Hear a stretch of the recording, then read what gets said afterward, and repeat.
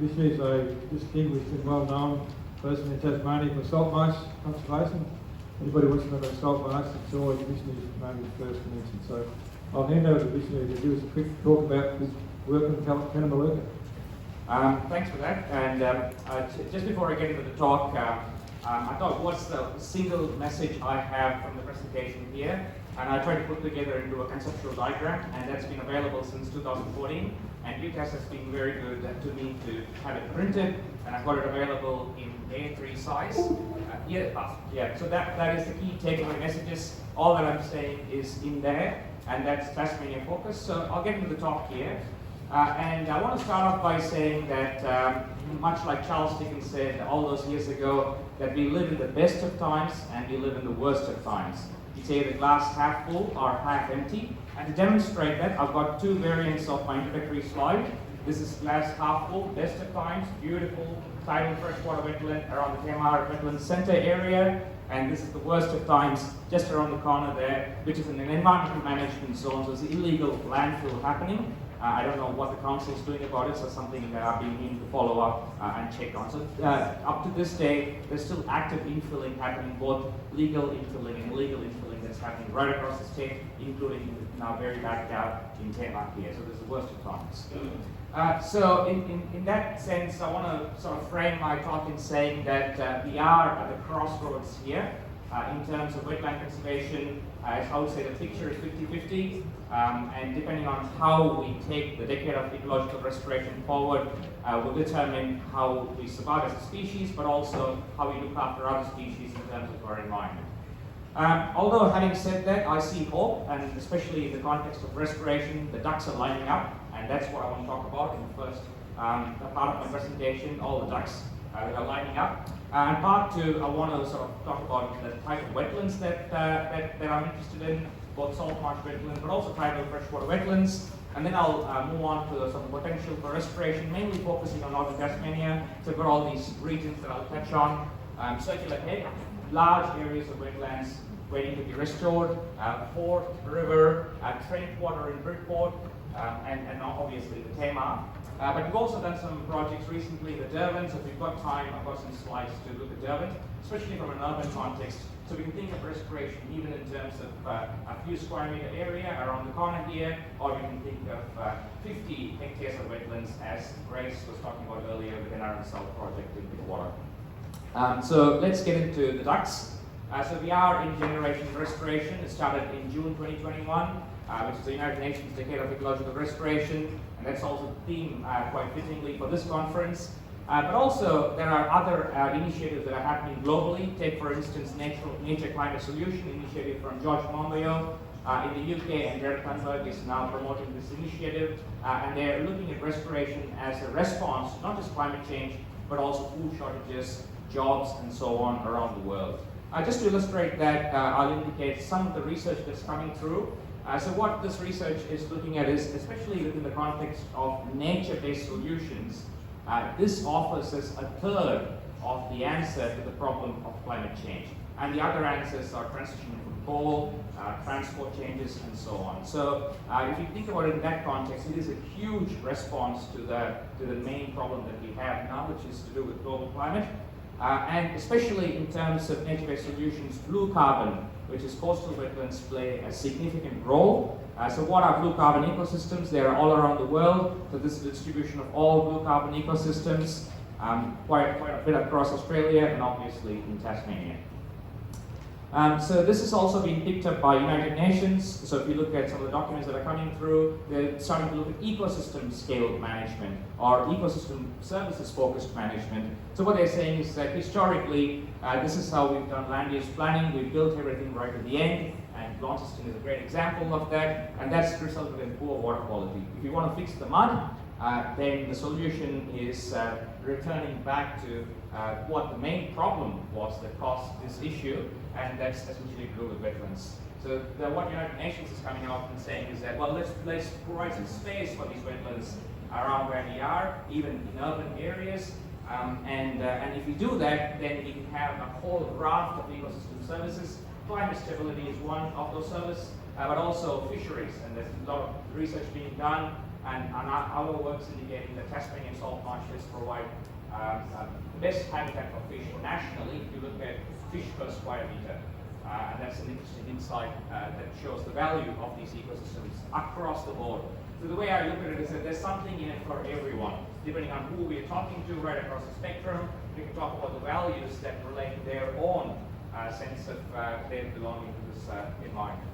Another track that's lining up is that nationally we're seeing some policy documents coming through. This one I was involved in recently, which is looking at adaptation to climate change. How are we going to adapt to climate change? Are we going to build more levees, more seawalls? Are we going to work with nature? And what this document is saying is that we need to work with nature, and there's two approaches. One's a soft approach, and this approach is where we have lots of wetlands, so we can work with them. And another one is a mixed approach, where, for instance, in Launceston, we work with the levees that we have, but also, rather than building up even higher, we expand the wetlands around them. So it's a hybrid approach, which is practical for Launceston. So they're looking at all sorts of different habitats and right across the coastal spectrum. So it was heartening to see that this is now being captured within the working documents of the Tamar task force. You can see their report, and they're ranking all the different options for fixing the mud in Tamar. And interestingly, wetland restoration is ranked the highest in terms of the relative outcome in that regard. And also it's come in the vision statement, which is looking at restoring wetlands. So that's my first part, and just to finish off that, I want to indicate that this is possible, and to illustrate that this is possible, I can think of hundreds of examples around the world, but why not go to Launceston's own sister city, which is Napa in California. Very similar, large river, lots of flooding, poor building development that's happened over the years. So they had two options. One is the technological option, which is to build the levees higher and wider. The second option is to work with nature, take the hybrid approach. So in this case, this was in the 1990s, they decided to go with the hybrid approach. They spent over $200 million, which incidentally is also the indicated bill for restoring wetlands in the Tamar.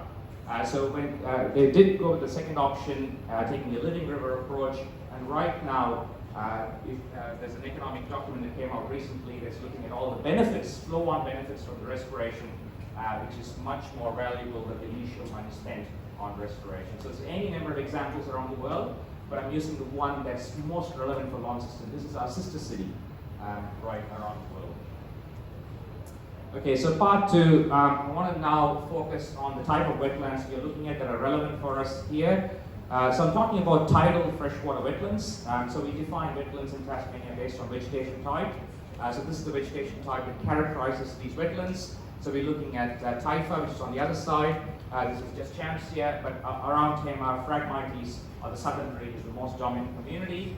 And you can also, there's a lot of understory there, so even now if you go in there, it's looking rather brown, but if you look down in the understory, it's a beautiful ecosystem down there with quite a few species like Liliopsis, Onlufia, and so on. And you get a mixed variety too in terms of salt concentration. So that the previous one was quite fresh, and this is where it's brackish, both fresh and salty. So you get Ciliara and you get Chunkus and Sea Rush, and it's a nice, beautiful community, which is a mix of the two. And as you go further down to the sea, you get the pure version of Saltmarsh, and this is the characteristic herbland with the edible plants here, Sardiconia, Tecticonia, Garnia, and so on. So this is the Saltmarsh end of the spectrum. So these are the three main wetlands I'm referring to when I talk about coastal wetlands. So I want to now touch on the two different landscape settings they are in. This is one landscape setting where on the open coast there's high wave energy, so it's not suitable for the plants to establish and live. So the plants require sheltered environments. So all across Tasmanian coast, behind the beach, we have a wetland of some description, right? So as a society, we are preoccupied with beaches. Often we have blinkers on going to the beaches, ignoring the wetlands behind the beaches. So that's why we're talking about ridges behind the beaches, because whichever beach you're looking at, there's likely a wetland of some description behind the beach, as in this context here.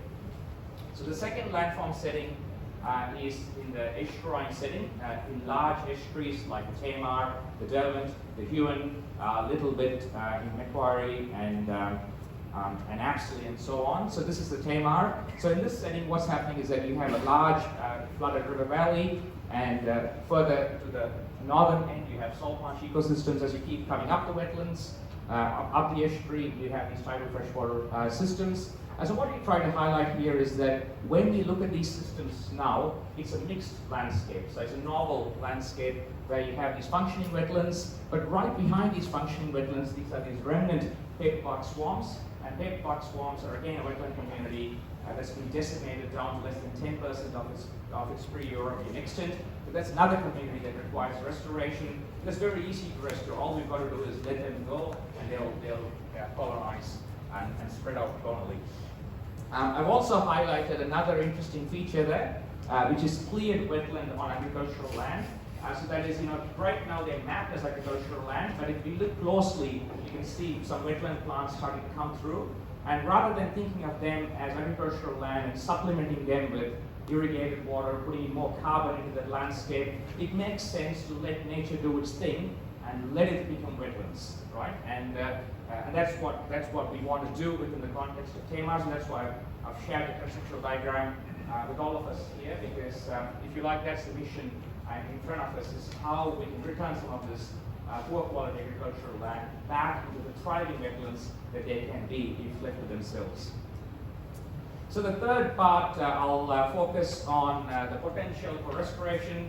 And if you want more information on this, we've done some extensive work over the years. There's a technical report which goes through the mapping, but also a community-friendly version that's easy to flick through, that's available for download. So I mentioned there's a lot of potential for restoration in the Tamar. Incidentally, like the sister city in Nepal, even the area of wetlands is similar, the cost is similar, but it's just that the management approach is different. So it'd be good if you follow Nepal in that regard. So all further up the north, we have saltmarsh wetlands, and then we have a whole range of rice grass introduced, Partina, and further down we have these tidal freshwater wetlands. The blue is currently wetlands, and the orange is low-lying agricultural areas that should ideally be wetlands. And they're roughly 350 hectares, which is 20% of the wetlands in the estuary.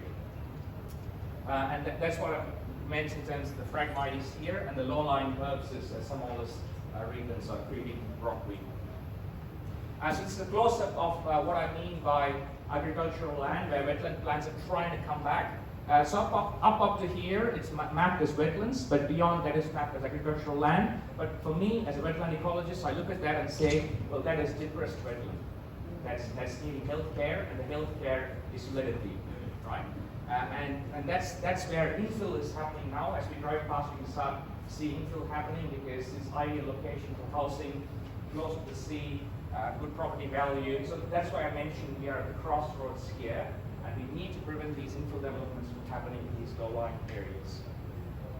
And there's another example in Legana, where you can see these are legacy impacts of land clearing.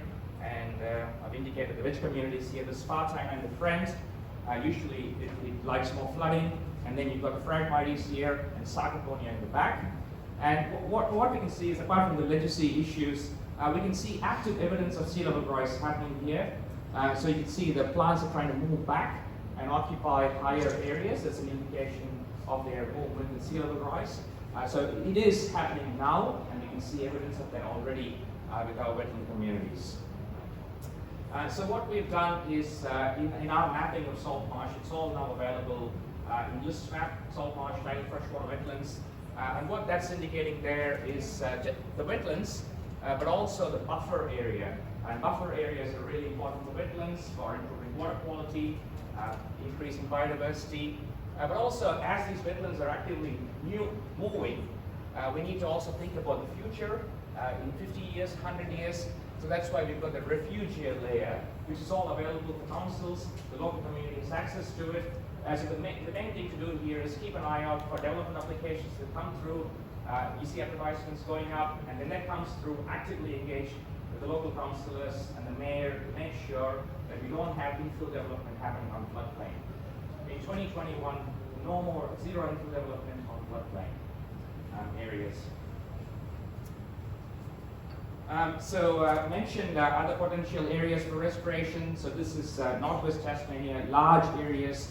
You can see it's degraded farmland. Because not much the cows are going to get out of this. So the best thing that we could do is go in and clear the levees and let nature do its work and the wetlands come back. So we've mapped the large extent of areas available for wetland restoration.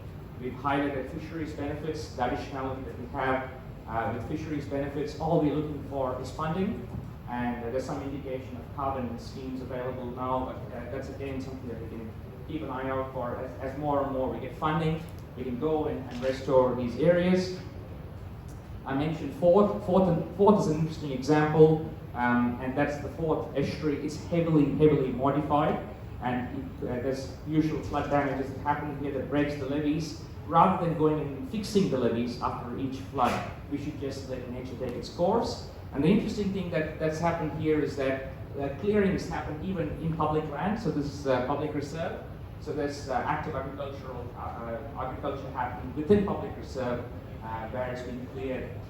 So I mean, ideally, even at least within this public reserve, we should let nature come back, sequester carbon, provide fish habitat, and so on. I mentioned Trentwater, and again, this is quite hidden. We can't quite see it, but it's right there. It's around the golf course. And potentially easily available for restoration because you can't put in any other development here. So again, a matter of removing the levees and bringing it back to wetlands. So the final part in the time I have, I want to just touch on citizen science, which is connecting nature with people and community.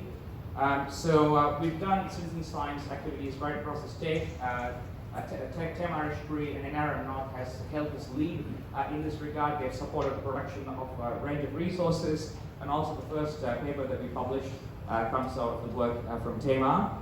So the key takeaway is that we set up the citizen science project. The collection of data was one component of it, but more importantly, it was about the local people taking ownership of the wetlands around them, looking out for them, identifying the changes that are happening, where a buffer zone coming back or decreasing, or is there more or less plastic, and so on, so that we get a sense of what's happening in these local environments. And given the resource constraints, the best thing that we could do is for local community to look after their backyard wetlands, and then have natural resource managers and scientists to come in and help in that process. And out of that, we've already had a number of on-ground works happen. For instance, with rubbish removal and fencing of four-wheel drives from entering into sensitive saltmarsh habitat, but also wonderful outcomes for people. In our surveys, people indicated that they've had a lot of fun doing this work, so that's a good outcome as well in terms of connection with nature. So I'll just finish off with a link of some of the resources that we have. If people wanted to be involved in the citizen science component of monitoring wetlands, I'm happy to talk more about that. And also research, that the final plug for research. There's a lot of work to be done, and in a recent paper we've identified all the work that requires to be done. And if people are interested in the research component of it as well, I'd be happy to talk about that going on. Thank you.